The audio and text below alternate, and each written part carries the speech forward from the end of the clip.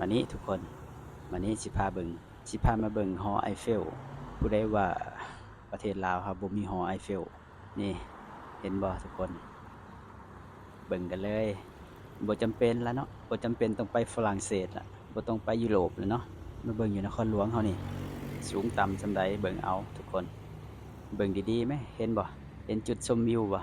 จุดชมวิวนี่มีตั้งว่า3ชั้นบ่ได้ทุกคนคันหากไล่ยอดสุดนั่นเป็นชั้นที่4แล้วนะ คิดว่าถ้าขึ้นไปเบิ่งนี่ขึ้นไปชมวิวนี่นะเห็นเบิดแล้วนี่นะตัวนครหลวงเวียงจันทน์เนี่ยเพราะว่ามันสูงอะลีเด้อทุกคนเลยมาแต่นี่มาแบบมาเห็นก็เลยว่าหยุดรถถ่ายให้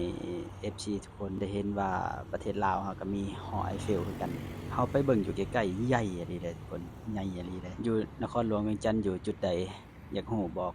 ถามมาเด้อเดี๋ยวสิบอกละเอียดเลยทางไปทางมาลืมบอกไปว่ามันมีไอเฟลแฝดเห็นบ่ทุกคนอันนั้นก็สูงเตวเวลคือกันนะแต่อันนั้นจะบ่ใหญ่แล้วก็บ่ฮึกไอ้นั่นจะเรียวๆยาวๆสูงๆขึ้นส่วนว่าไอ้นี่น่ะแม่น